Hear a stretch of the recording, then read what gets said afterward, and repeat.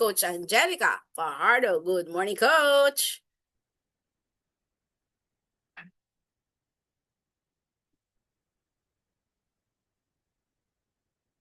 So habang inaantay po natin, so tayo po ay magtsaa, kayo po ba ay nagtina?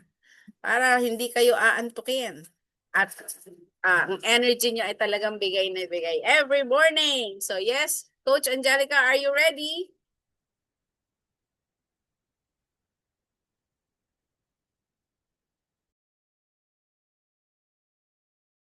Yun, okay na. Hi, good morning po. Thank you so much, Mother Girlie, Mother Jessie. Ayan, dami naming mother. So, good morning. This is Coach Angelica Panganiban Fajardo. So, i-share ko po muna ang result ko sa ating amazing products and community. So, ito po ay combination ng produkto at komunidad na napasukan ko 7 years ago. So, I met this amazing product sa Nutrition Club, and after taking the Aloe Tea Shake, I received the blessing of good health, improved bone density, improved menstruation, and as well as improve yung total wellness. No po? So a total of 21 pounds, and even after my pregnancy, before, during, and after pregnancy, I've been taking Herbalife products po and supplements po, no? Para po mas maging malakas, mas maging aktibo ang mind and body po natin on a daily basis. So, yan. So, from 65 kilograms down to now po, my current weight is 50 kilograms. So yan. Okay, so ang topic ko po this morning is about how to choose better carbohydrates. So meron po tayong tinatawag na mga refined and unrefined carbohydrates. Ano? So ito po ay galing sa ating doktor. Galing po to kay Susan Bowerman. So siya po yung Senior Director ng Worldwide Nutrition Education and Training. Okay? So si Susan Bowerman ay isa pong dietitian. Okay? So first off is, ano ba yung ibig sabihin ng carbohydrates? Malamang ay lagi natin siya naririnig, lagi natin siya nababasa online, sa Facebook, sa website. So bigyan po natin siya ng kahulugan, no? Carbohydrates, o ito yung kilala bilang tawagin na carbs, isa siya sa tatlong pangunahing malaking sustansyang kinakailangan ng katawan natin sa araw-araw. So kasamahan po siya ng protina at fats, no? And ito po yung nagpo-provide sa atin ng energy para po mag-function ang katawan natin sa araw-araw. Okay? So ito po yung main and the most preferred source ng fuel ng katawan natin. Kumbaga po sa sasakyan, kailangan ng sasakyan natin, kung diesel ang ilalagay mo dyan, dapat naka-diesel siya. Sa katawan po natin, ganun din. Meron po tayong gasolina, meron po dapat fuel source. Okay? Para mag-work all together ang katawan natin. At of course, para mas live longer ang katawang buhay natin. Okay? And they come in different forms po. From simple sugars, at meron din po tinatawag na complex starches and fiber. Okay? So, isa-isahin po natin yan. Okay? Wait lang po. Okay. So, pag narinig nyo po yung tinatawag natin na unrefined sugar. Pag sinabi pong unrefined sugar, yan po yung mga, unrefined na mga carbohydrates, yan po yung mga pagkain na hindi pa po natitreat. Alam niyo po yan, yung from a natural, hindi pa po sila natitreat, hindi pa po sila napaprocess na pagkain. Okay? Meron po tayong mga klase ng carbohydrates, especially sa ating pong um, especially sa mundo. Magtataka kayo, pag nagtanim ako ng apple, nagtanim ako ng puno, meron namang magiging bunga. So it's a blessing na may mga food, may mga gulay, may mga sources tayo na kung talagang available. Ano po? So ngayon, magiging refined lang yan kung, okay, ang mga tao po is maggagawa ng eksperimento. Okay? So ngayon, ang pag-uusapan po natin is ano ba yung kahalagahan. Okay? Bakit kailangan po ay ang mga carbohydrates ay pipili tayo ng maayos, no? Maayos sa carbohydrates. So, umpisahan po natin yan sa carbohydrates.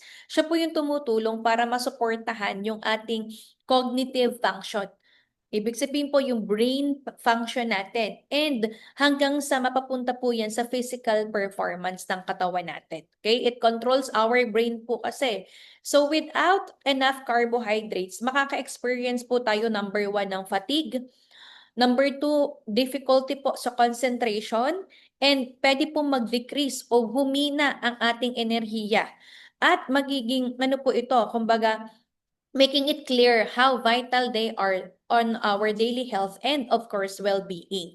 So alam nyo po ba na ang carbohydrates po ay kapag po ang ating brain functions po no ay hindi nakaka-receive ng tamang amount ng carbohydrates, pwede po itong hindi mag-thrive or gumana ng maayos, okay? So kapag po meron tayong carbs intake na hindi po kaya-aya sa katawan natin, katulad po ng sinabi kanina ni ni Coach CJ, pwede po mag-result ito sa napakadaming mood swings, alam niyo po 'yon, irritable ka. Tingnan niyo po yung mga kakilala niyong diabetic. Okay po ha. Karamihan po sa kanila mga irritable, mabilis mainis, at ang pinaka-worst po, pwede po itong mag-lead sa dementia at mabilis po mga pagkalimot, especially po katulad ng Alzheimer disease. Okay? Kaya po yan ay laging magkaduktong, no?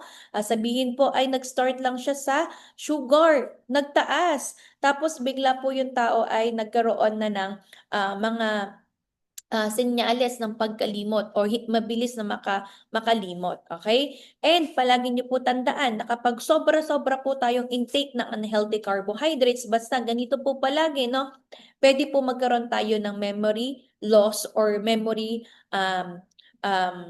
tawag ito, fatigue as well as yung focus natin. Pwede po siyang maapektuhan. Okay?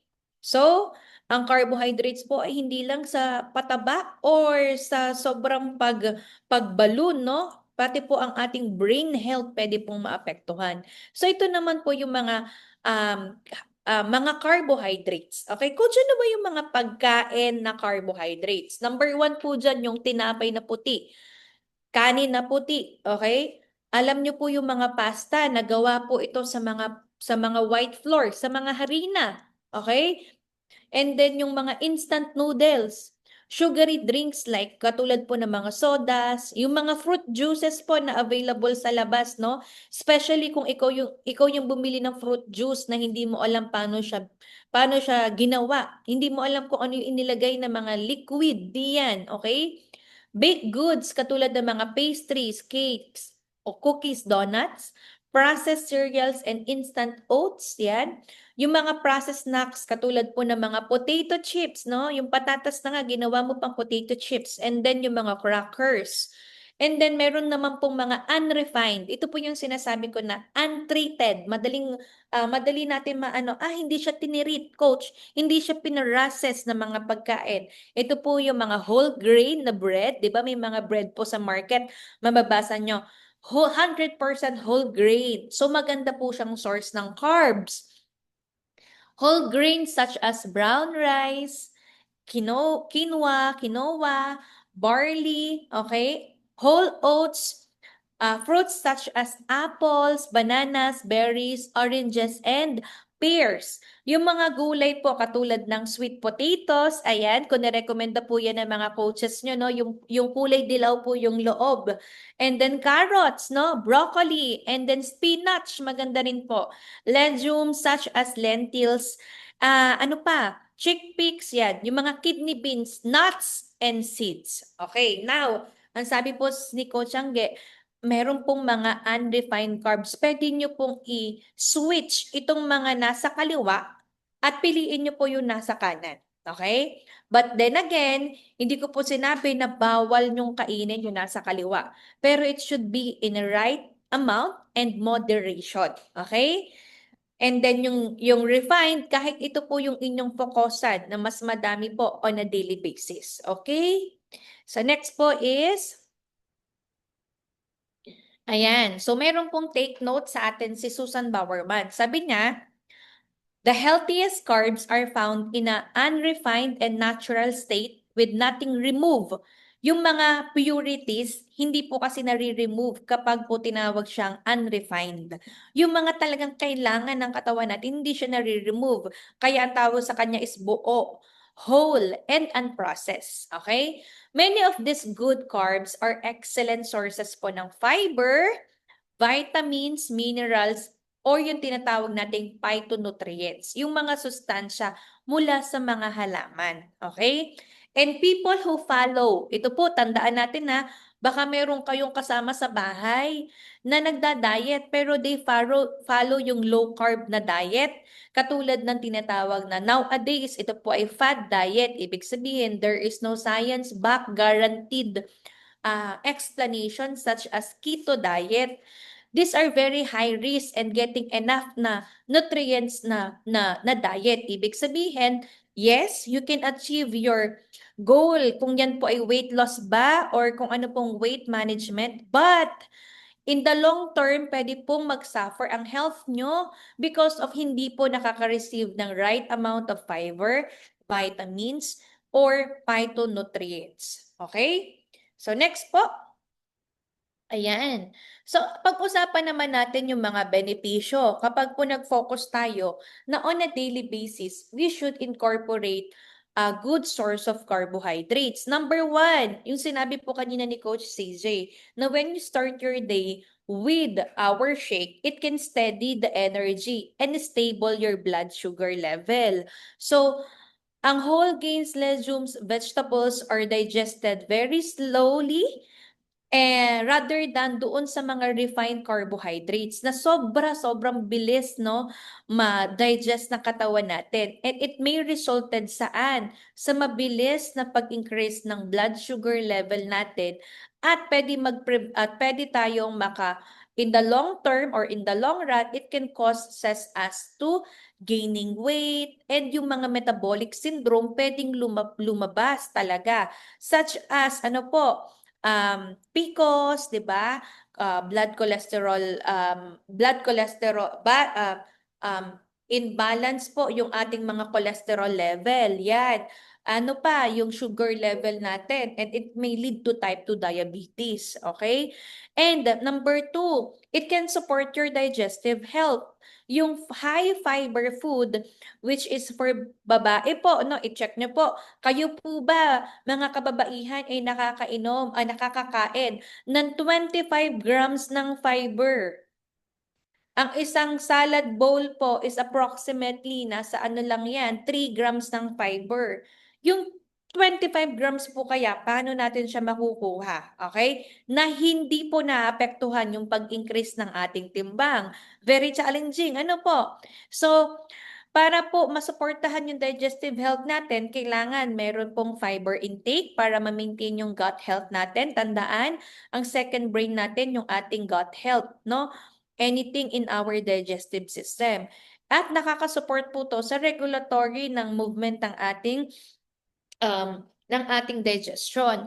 And also serve as a food source for the beneficial ng ating bacteria. Kasi siya po yung pagkain ng ating good bacteria. Okay? So next po, better appetite and calorie control. Alam niyo po ba na kapag sa program nyo meron kayong fiber, mapapansin niyo po na hindi kayo gutumin. Mapapansin niyo po na less cravings kayo ngayon. Pero kapag pinakosan niyo po yung mga low fiber na mga diet, naku, maya-maya pa lang, mabilis po talaga kayong magutom, okay? At kagandahan po no, it making it very easier for us to manage yung weight natin. And of course, again, para po ma-reduce yung temptation natin to overeat. Kailangan po nakaka 25 grams ka ng fiber. Sa lalaki naman 30 or more, 30 grams or more. Now, next thing, nutrient rich, yung mga whole grains, yung mga vegetables na yan, packed with essential vitamins and minerals, can support yung overall health. Hindi lang ito yung pinag-uusapan natin sa pagdumi, hindi lang ito sa timbang, okay? Benefits ng refined carbs simply cannot offer actually. Ang hirap niyan hanapin, especially sa mga over-the-counter. Napakahirap kapag tinanong mo, ano po ba yung maganda sa pampa-regular? Kahit ang dami mo nang ininom, napakita mo na sa patalastas, bakit hanggang ngayon hindi nag-i-improve? Check natin, no? Bakit? So may note dito si Susan Bowerman.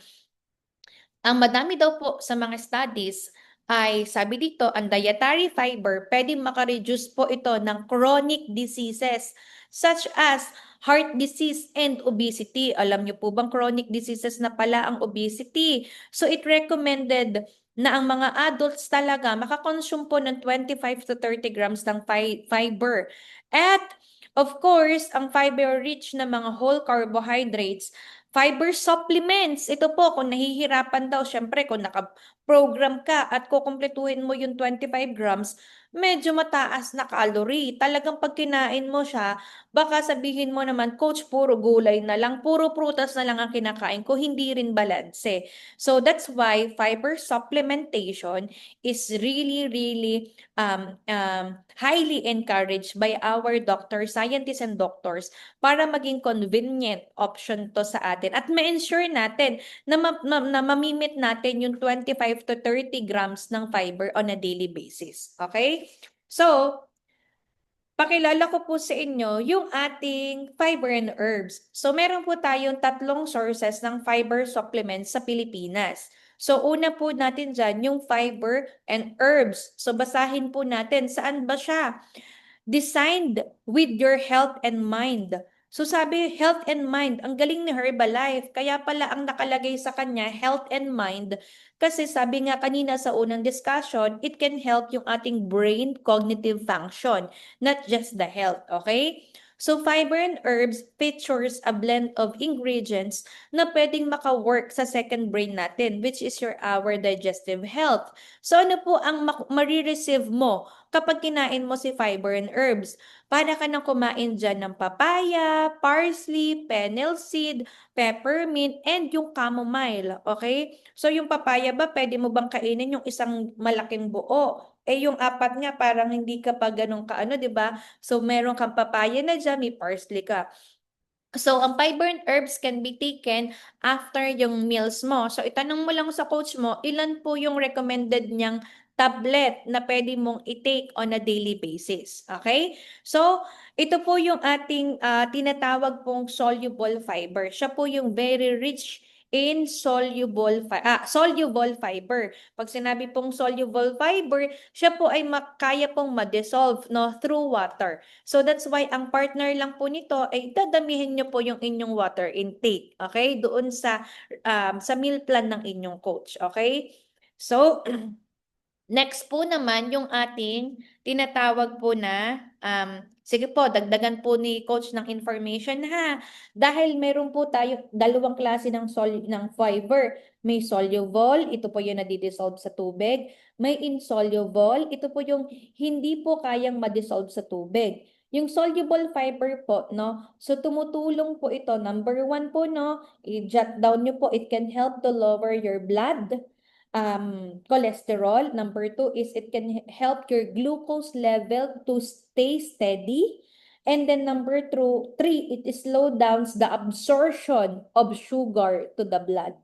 So yun po yung 3 benefits when you take the soluble fiber. So yung fiber and herbs po is rich in soluble fiber. Okay? So baka meron po kayong mga kilalang kailangan yan. Then, punta naman po tayo sa rich in insoluble fiber. This one is the fiber bond. So, dietary supplement po ito from Herbalife na design naman siya sa digestive health and promote naman niya overall well-being. So, ano po yung makakain nyo kapag kinain mo siya?